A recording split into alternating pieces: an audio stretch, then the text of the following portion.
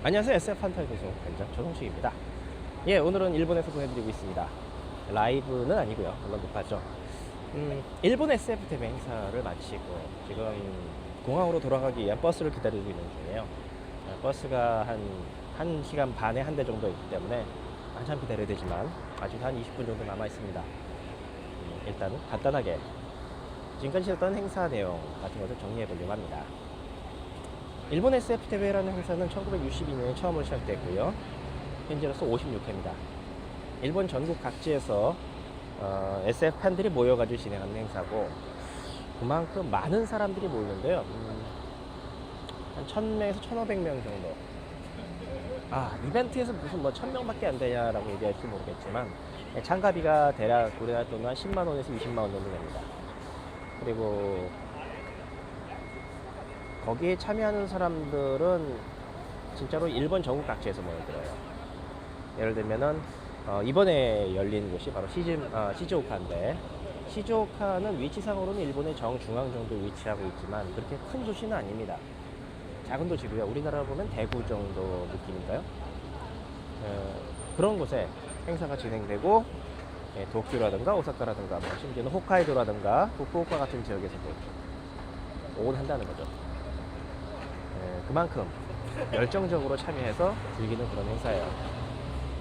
이 행사에 제가 처음 들은 것은 2010년 도쿄에서 열렸을 때인데요. 그 전해 SF 판타지 소속을 만들고, 그로 인해서 기존에 다른 여러분들을 만나뵈게 됐어요. 그 중에 한 분이 저한테 이러이러 행사가 있다, 일본 SF 대회 알고 있냐, 그쪽에 한번 참석해보지 않겠냐. 네, 일본 SF 대회 쪽에서 행사 진행 같은 걸 돕고 있는 또 다른 분이 계셔가지고, 일본 쪽에 그분이 한국의 SF에 굉장히 관심이 많다고 하세요. 그래서 참여하게 되는데, 그러면 그냥 가는 것만 아니라, 그냥 가서 참석하는 것만 아니라 기왕이면 한국의 SF를 소개하자. 그래서 간단하게나마 기획을 준비해가지고 하게 되었죠. 일본 SF 대회는 굳이 말하자면은 일본의 학교 문화제 같은 느낌이에요. 그래서 학교 축제, 사람들이 모여서 노는 것도 그렇고, 일반적으로 생각하면 컨벤션이라는 느낌하고는 굉장히 많이 틀립니다. 대회라는 말을 그대로 번역하면은 컨벤션이 되겠지만, 즉 세계, 이번에 핀란드에서 진행했던 월드 SF 컨벤션이라는 그런 행사가 비슷하다고 볼 수 있겠지만 느낌이 많이 틀려요. 훨씬 더 친목적인 느낌이 강하고, 훨씬 더 가볍고 유쾌한 느낌입니다. 그래서 수많은 행사가 준비돼 가지고 각자 사람들이 제안을 하는 거예요. 난 이런 걸 얘기하고 싶다. 그러니까 얘기할 자리를 달라.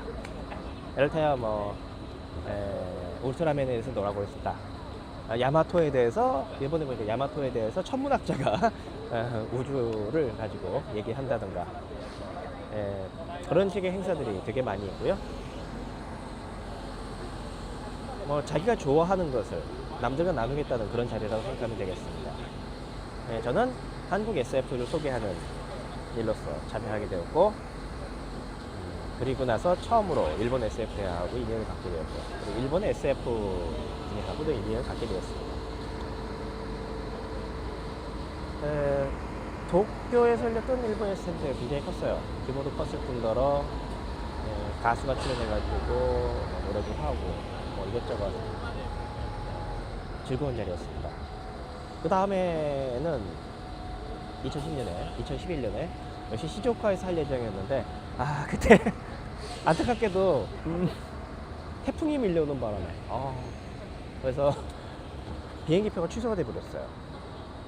어쩔 수 없이 오지 못하게 됐죠. 그때는 의욕적으로 그래, 이번엔 좀 더 제대로 해보자, 단순히 가는 게 아니라 좀 제대로 한번 소개해보자 라는 느낌으로 우리나라 SF를 소개하는 소책자 같은 것도 만들었고, 한 100부 정도 찍어가지고 이거 배포해야지 라고 해서 오려고 했는데 하필이면 태풍이 시즈오카를 직격을 하는 바람에 비행기 편이 취소가 됐죠. 도쿄 쪽으로 가서 도쿄에서 신칸센 타고 가는 방법이 없지는 않았어요. 그런데 신칸센도 끊어질 수가 있으니까 안 하는 게 낫겠다라고 이렇게 예. 대회 진행자가 얘기를 하더라고요. 태풍 때문에 여행을 못 온 건 정말 처음이었습니다. 그때가. 그리고 나서는 한동안은 계속 오지 못했어요. 그러다가 2014년인가요? 2015년. 2015년에 요나고라는 지방에서 열렸습니다. 쌀미자에다가 아들 자자를 써가지고 요나고라고 부르는데 토토리에 있는 그러한 작은 도시예요. 어느 정도 생각하면 인구가 20만 명이던가? 거기에 1000명 가까운 SF 팬이 모였으니까 한순간에 그 도시의 SF 매니아의 비율이 굉장히 많이 올라간 거죠. 요나고 인구 20만의 도시에서 어떻게 행사를 열 수 있는가? 근데 실제로 그 행사가 열렸을 때는 아예 시장도 나와가지고 요나고 시장도 와가지고 뭐 축하 인사를 하고서 했더라고요. 어떻게 열릴 수 있는가? 그거는 역시 일본 SF 팬들이 보통 나이가 많은 분들이고 일본 SF에 참석한 사람들 자체가 나이가 좀 많기 때문일 것 같아요. 실제로 SF 팬 연합회 같은 일본 SF 대회는 기본적으로 일본의 팬들이 여는 행사입니다. 일본 SF 팬 그룹 연합회라는 게 있어서 일본 전국 각지에 70개가 넘는 그 대규모 SF 팬 클럽들이 있는데 SF 팬 클럽들이 모여가지고 팬 연합회라는 걸 구성을 했어요. 일본 SF 팬의 아버지라고 부르는 시바노 타쿠미라는 분이 처음 만들었고, 그래서 팬들이 모여서 같이 놀자라는 식으로 해서 1962년에 시작된 거죠. 네, 어쨌든 자, 팬들이 모여가지고 진행하는 행사. 그렇기 때문에 1000명이라고 하면은 뭐 별로 많지 않은 것처럼 보이겠지만 참가비가 우리나라 돈은 10만원에서 20만원 정도라고 얘기했고, 실제로 전국에서 모인다고 얘기했죠. 그렇기 때문에 인구 20만밖에 안 되는 작은 도시에서도 호텔을 빌려가면서 호텔의 숙박을 다 해가면서 행사장에서 진행을 하는 겁니다. 마치 뭐 컨벤션 센터도 있으니까 거기서 진행을 했고요. 그 덕분에 토토리 여행을 처음 갔었어요. 토토리에 보면은 미즈키 시게루 로드라는 데가 있고, 그 다음에 코난역이라고 있습니다. 실제로 그 코난을 만든 코난의 작가가, 명탐정 코난의 작가가, 위에서 코난이 아닙니다. 물론 다 아시겠지만, 자, 명탐정 코난의 작가가 태어난 고향을 배경으로 해가지고 그 코난에 대한 박물관을 만들어 놓고, 그리고 코난 관련된 여러 가지 전시물들을 만들어 놓은데요. 개인적으로 솔직히 그렇게 좋은 건 없지 않았어요. 그냥 공무원들이 만들었구나 그런 느낌. 그래도 코난 팬들이라면 꼭 들르는 장소겠죠.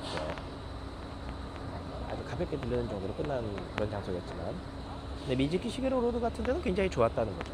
정말로 야, 이런 데도 있을 수 있구나. 한 작가의 열정이 한 나라의 문화를 바꿔놨구나라는 걸 느끼게 만드는 그런 장소였어요. 그래서 단순히 일본 SF 대회에 들른 것만 좋았을 뿐만 아니라 그런 행사를 진행하는 것 자체가 저에게 있어서 굉장히 좋은 경험이었습니다. 그런 자리를, 자, 아직 버스가 아직 안 오네요. 네, 다시 계속하자면, 그리고 나서 그 다음 해 이세시마콘이라고 하는 행사였는데요. 그 이세시마콘에서는 재밌는 것이 온천 호텔을 하나 빌려요. 그래서 그곳에서 묵으면서 밤새도록 진행하는 행사입니다. 1박 2일로. 그래 실제로 밤에 행사가 진행돼서 오후부터 행사가 진행돼서 그 다음날 오전에 끝나요. 밤에는 여기저기서 그 술 파티가 열리고 여러 SF 작가들을 쉽게 만날 수 있죠. 같이 만나서 같이 술도 마시고 뭐 제가 좋아하는 작가들도 만나고 했습니다. 그렇지 진행이 돼요. 그야말로 단합대회 같은 느낌. 그게 가능하다는 게 정말 놀랍진 않아요. 그래서 이세라는 지역도 처음 가봤고, 이세에서는 피규어 박물관이라는 데를 가봤는데, 피규어 박물관에 굉장한 게 혼자서 모은 건데요. 한 사람이 모은 건데 대충 피규어 한 3만 개 정도 있습니다. 3만 개 어느 정도인지 대충 상상이 가실지 모르겠는데, 일단은 가면 라이더 피규어는 실물 크기로 모든 시리에 다 있었어요. 그 다음에 2m가 넘는 거대한 고지라 피규어라든가. 그래서 그때 당시 이세시마콘 열린다는 것 때문에 제휴 행사를 해가지고 그곳을 마음대로 갈 수 있게 했던 거죠. 거기 대표분이 제약회사 사장이신데, 사실은 자기는 피규어를 사기 위해서, 피규어를 모으기 위해서 회사를 운영한다. 심지어 이제 회의를 해야 되는데, 잠깐만, 피규어 좀 설치하고 나서 갈게 라는 식으로 하기로 했다고 하는 게 정말 놀라웠어요.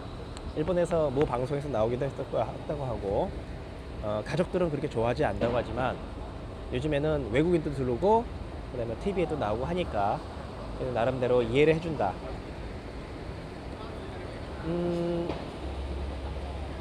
그분의 회사가 시골에 작은 지역에 있는데 그 지역 경제의 상당 부분을 책임지는 그런 회사라고 할 수 있어요. 꽤 규모가 큽니다. 그래서 공장 하나를 통째로, 창고 하나를 통째로 써가지고, 여기서 말하는 창고라는 거는 뭐 길이만 한 100m가 넘는 거대한 창고입니다. 그 창고 하나를 통째로 써가지고 피규어 박물관을 만들어 놓는 거죠. 근데 그 돈을 많이 벌었어요. 근데 그 사람은 어느 정도 하면은 한때 고베에 살았는데, 고베 대지진으로 모든 피규어를 다 잃었는데도 불구하고 다시 모으기 시작해서 3만 점 정도를 모았고, 전시장 가면은 유리가 없습니다. 대부분이 유리 없이 그냥 만져볼 수도 있게 돼 있어요. 그거 없어지지 않냐 물어보니까, 없어져도 상관없다, 어차피 난 사서 사면 되니까. 피규어는 공산품이다, 그러니까 살 수 있다. 정말 호쾌한 느낌이었죠. 근데 그분이 얘기하시더라고요. 자기는 돈을 많이 벌었다, 그러니까 사회적으로 보면 성공한 게 맞지만 자신은 이 행사장에 오는 사람들이 더 부럽다. 네, 일본 SF 대회 행사장에 오는 사람들이 더 부럽다라고 얘기하는 거예요. 그게 굉장히 인상적이고 매력적이었습니다. 네, 일본 SF 대회는 바로 그런 사람들이 모이는 자리고요. 실제로 첫 행사 참여하고 나서 집에 돌아갈 때 이렇게 말하는 거 들었어요. 1년에 한 번쯤은 모든 걸 잊어버리고 이렇게 이틀 동안 노는 게 정말 기분 좋다. 노는 것도 좋다. 네, 현실을 잊어버린다면, 현실에 일단 먼저 떠나서 새로운 세계로 여행을 가는 느낌, 그게 바로 일본 SF 대회라고 생각할 수 있을 것 같습니다. 물론 월드콘 같은 것도 그렇다고 생각해요. 이번에는 시조카.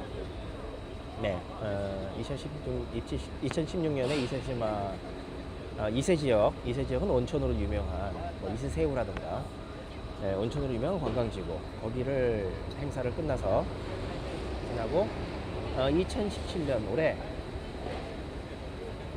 시조카에서 열리는 행사에 다행스럽게도 태풍이 오지 않았기 때문에 날씨 너무 화창합니다. 구름이 약간 껴있긴 하지만 가끔 후지산이 보일 정도로 적당히 괜찮은 날씨예요. 그런 시조카 지역의 행사에 와서 즐겁게 놀고 가는 거죠. 참가비도 들고 당연히 호텔도 하니까. 여행들만은 그래도 여러 가지 싸게 했으니까 그렇게 비싸진 않고 많이 들진 않았지만, 또 한편으로 기획을 진행해서 그런지 몰라도 게스트, 그래서 참가비를 안 내도 되지만 결코 그게 아깝지 않습니다. 또 이번 행사 참여하면서 이번 행사에서도 한국의 SF 작품을 소개했습니다. 크게 두 개를 했는데요. 하나는 태권 V, 우리나라에서 만들었던 1976년인가? 1976년에 만든 태권 V 첫 번째 작품, 그거를 일본어 자막판으로 상영했어요. 뭐 한 20명 정도 앉아가지고 회의실 하나 정도니까 20명 정도 앉아가지고 그 행사를 봤는데, 보신 분들이 아주 참 반응이 좋았습니다. 일단은 이렇게 얘기하더라고요. 자기는 태권브이를 본 적이 없다, 얘기만 들었다. 사실 일본에서 태권브이는요 조롱거리예요. 파쿠리, 우리나라 말은 베꼈다. 심지어 우리나라에서도 조롱거리죠, 일부. 근데 이번에 팬들하고, 일본 SF 팬들하고 같이 보면서 다시 느낀 게 뭐냐면, 첫 번째 태권브이는 굉장히 잘 만들었다는 거예요. 그때 당시로서 상상할 수 없을 만큼 잘 만들었고, 그리고 재밌어요. 그리고 디자인에 있어서도 저는 솔직히 마징가 제트, 뭐 일설에 따르면 나가이고시가 의외로 태권브이 디자인을 좋아한다고 하시는데, 마징가 제트는 베꼈다고 사람들이 얘기하죠. 근데 저는 그건 아니라고 생각해요. 베낀 건 아니, 그 이후에 태권브이 이후에 나왔던 여러 작품들에 있어서는 저는 분명히 베낀 것만이 아니라 그대로 완전히 복제한 것도 많습니다. 프라모델 회사에서 일본에서 판형을 가져다가, 금형을 가져다가 그대로 만들게 했던 것도 많으니까요. 예를 들면 스페이스 간담들이라든가. 하지만 적어도 태권브이에 있어서는 오리지널리티가 있고, 무엇보다도 가장 큰 특징은 태권브이의 디자인은, 태권브이는 기본적으로 격투 로봇이라는 거예요. 일본에서도 당시에는 격투 로봇은 거의 없었습니다. 그러니까 근접전 해가지고 이렇게 격투기를 해가지고 적을 물리치는 로봇입니다. 심지어 태권브이는 팔이 떨어져 나가면서 그걸 가지고 때리는데, 참고로 태권브이가 인체 연동해가지고 움직인다고 생각하는 경우가 많은데, 그거는 제가 기억하기에 맞다면 슈퍼 태권브이부터 오고, 84 태권브이였던가? 그 전에 첫 번째 태권브이에서는 어디까지나 주종관으로 움직입니다. 마치 싱크로된 것처럼 보이지만 실제로는 그렇지 않아요. 근데 어쨌든 그 격투 연기 같은 것도 굉장히 잘 만들었어요. 그래서 재밌습니다. 뭐 일본의 SF 팬들이 태권브이를 아주 즐겁게 보았고, 보고 나서 얘기한 게 그거예요. 야, 이거 재밌다. 지금까지 몰랐는데 재밌는 작품이다. 일본에서 상영을 했었고요. 그렇기 때문에 DVD도 나와 있습니다. 그래서 오신 분들이 DVD 사겠다 라고 얘기하시더라고요. 전 기분 좋았습니다. 왜냐면 저 자신도 사실은 태권브이에 대해서 편견을 가지고 있었어요. 굉장히 오래전에 봤고, 다시 한번 봤을 때 솔직히 별로였거든요. 그렇지만 그때 분위기도 다를 뿐더러 한편으로는 그때하고는 달리 이번에는 처음부터까지 그대로 그냥 본 거예요. 같이 보았을 때는 제대로 보진 않고 그냥 대충 봤다고 할까?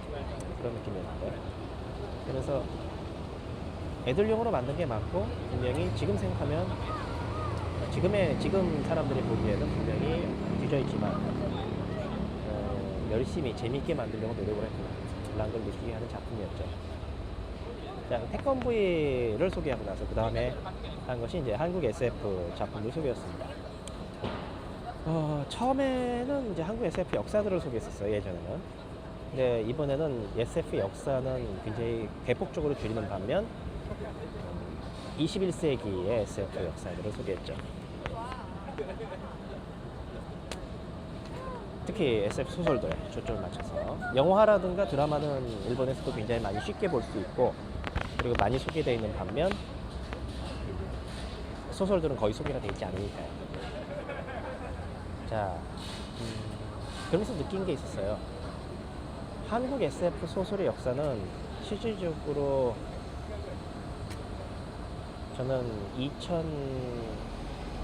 2004년 정도, 21세기부터 시작한다고 하는 겁니다.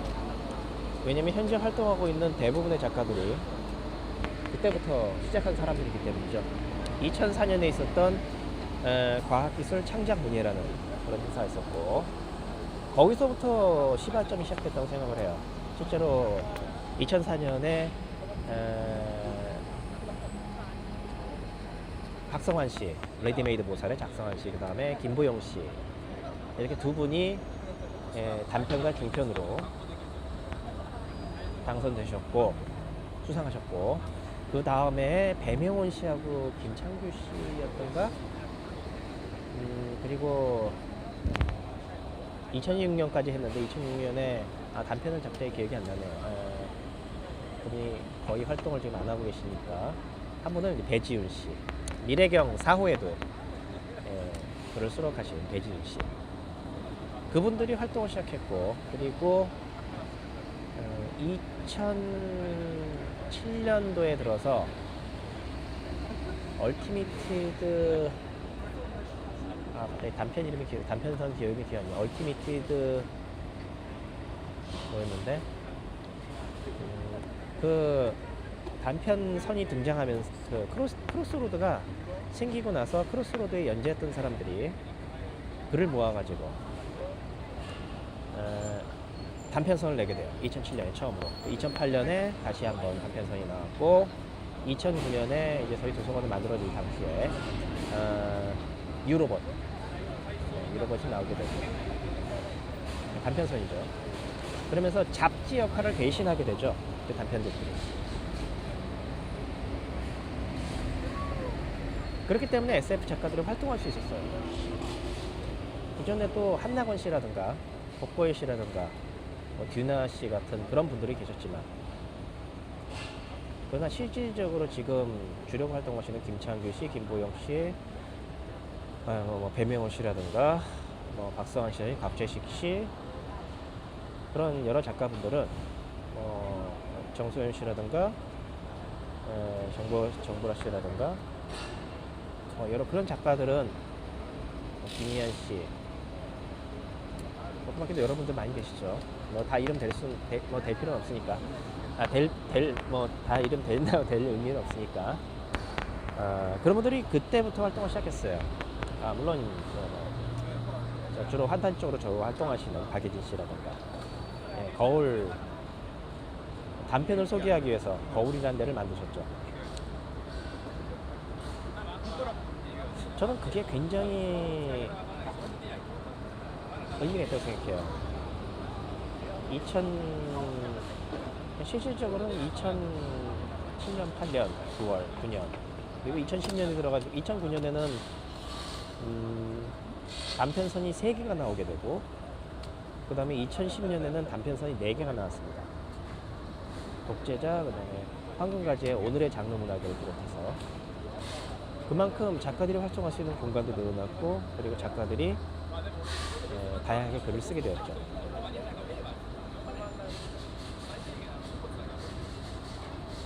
자, 다시 돌아가자면, 그처럼 한국의 SF 역사는 굉장히 짧아요. 한편으로는 이제 팬들의 역사도 짧습니다. 한국의 SF 팬이 생긴 것이 아이디어 문구 같은 것을 보면서 시작했지만, 실질적으로 SF를 본격적으로 보기 시작한 건 21세기니까.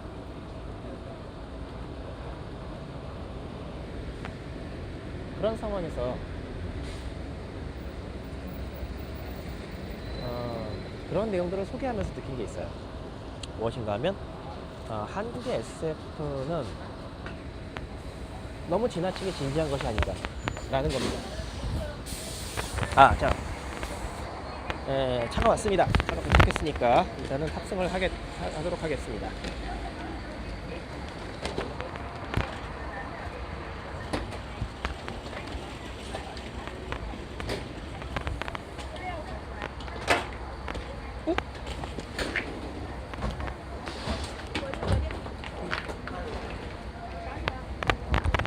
자,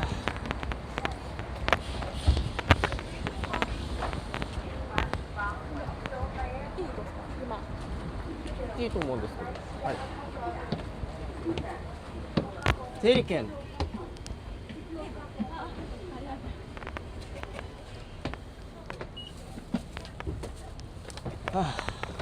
자, 버스에 탔습니다. 버스에 타서도 계속 진행해보죠. 네, 다시 돌아가자면 저는 한국의 SF판들이 솔직히 너무 진지하다고 생각해요. 그래서 진지하다는 말은 SF를 가볍게 즐기는 것이 아니라 편하게 즐기는 것이 아니라 좀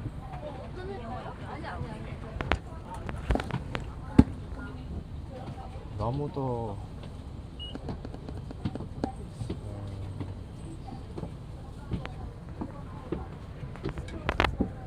과학수술이라 부르면서 말이죠.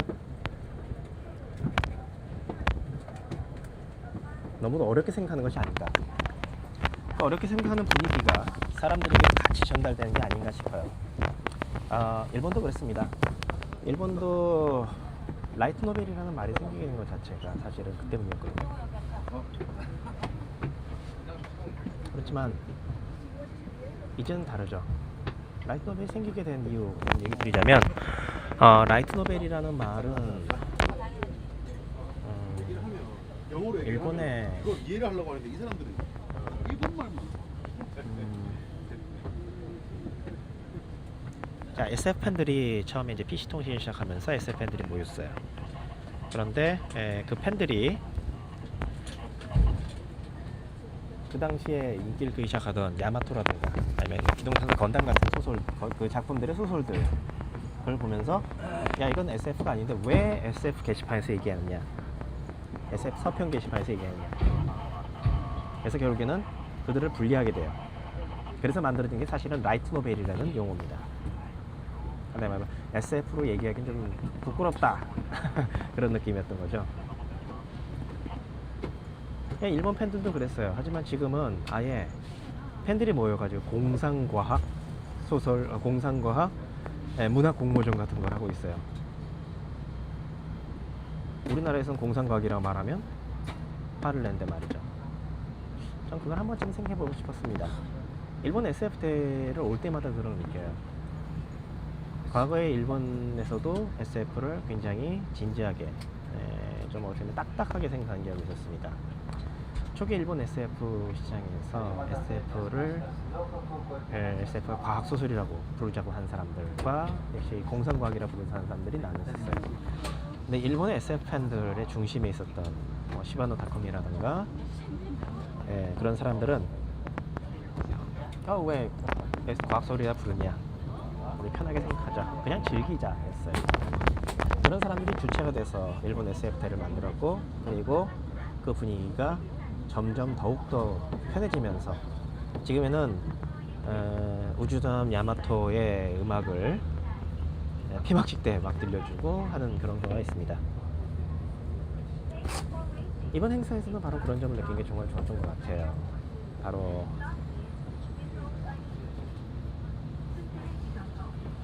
처음 제가 일본 SF대에 테마했을 때 시바노 타쿠미, 일본 SF 팬의 아버지, 팬덤의 아버지인 시바노 타쿠미 씨가 돌아가셨는데 돌아가신 지 얼마 안 됐다고 했던 걸로 기억하는데, 어쨌든 그래가지고 그 사람의 메시지가 메시지를 마지막에 보여주더라고요. 그래서 얘기합니다. 여러분 옆을 보십시오. 모두 SF를 좋아합니다. 전 그 말을 들을 때마다 뭔가 눈물이 나는 느낌이에요. 바로 그러한 느낌들을 이 행사장에서 느끼고 갑니다. 한국에서도 그런 느낌을 받을 수 있으면 참 좋겠어요. 자, 여기까지 보내드립니다. 감사합니다.